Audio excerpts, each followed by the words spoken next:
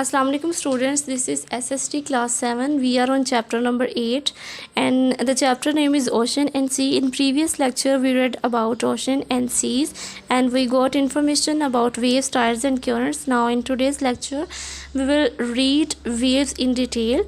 So I will start from here. A wave is the rising and falling movement of water on its surface. Wind blowing over open water produce this motion. If the wind is blowing, so it can produce waves. Strong winds cause larger, higher waves. If the wind is very strong, so it can create higher and larger waves. They can hurl people, boats and ships over long distances and smash them against mountains and other rocky surfaces in coastal areas. If the wind is very strong, so it can flow away the people, boats and ships. Waves cause erosion in coastal areas. It can bring destruction in coastal areas. You can see waves at the beach erode the shoreline. These are waves in the picture. Now in next page we will read more. On the next page there is a topic of tides, so we will read tides.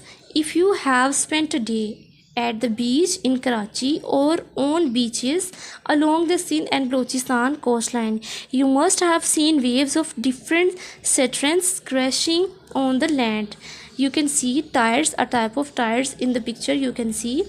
Have you also noticed that the sea behaves differently during different times of the day? Means with different times sea behaves in different modes.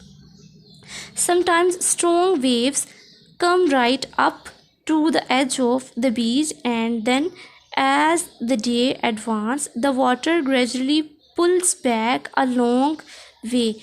This surge and retreat is known as a tide. You can write question here, what is tide, and this is the answer. Sometimes waves are very strong, so they can create tides in this form.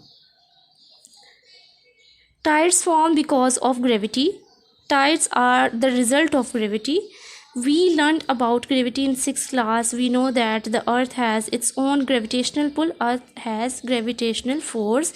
So do the sun and moon same with the sun and moon. If the earth has gravitational force, so sun and moon has too. The land on earth is too heavy to move, but the water is in the oceans is lighter and free flowing. Earth is heavy but water is lighter, hence it responds to this gravity of moon and sun. Okay, with the gravitational force of moon and sun, water can move, but the land is heavy, so it is not move. The moon is closer to the earth. Moon is closer to the earth, so its gravitational pull is stronger. Moon's gravitational is stronger for the water on the water than that of the sun. Sun is far, but moon is the closer. Gravity is strongest where the earth faces the moon. Gravity is strongest on the earth. Therefore, the water rises towards the moon. This is called the high tide. When the water moves to the moon, so this is called high tide. What is high tide? You can write question here and this will be the answer. From last 2 lines, the moon is closer and till here. In other places, the water level becomes lower as the bulk of water has shifted towards the high tide. This is called low tide. You can write what is the low tide. This can be answer. The bulge of water at high tides always faces the moon, while the earth keeps rotating. Underneath this water. This is how tides happen around the globe. So the main information is that the earth keeps rotating underneath this water, and this water is affected by the gravity of moon and sun. So here is some more information. Do you know, at the time of new and full moons, the sun and the moon are positioned in a straight line. When the moon is full, you can see here, when the moon is full, the sun and moon are in the straight line and earth in the center. This means their gravity is combined. In this way, their gravity is combined and they affect water. This results in a very high tide called a spring tide.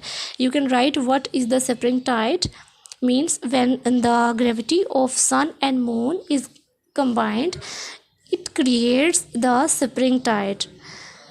On quarter moons, when the moon is quarter angles to each other, so they pull the water in different direction.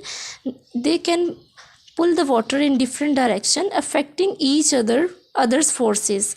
So moon and sun are not in the same line. They can pull water in their own directions. Means sun can pull water in its direction, but moon also can pull water in its own direction. This is result in a lower high tide called neap tide. You can write question here, what is the neap tide? Furthermore, you can write differentiate between spring and neap tide.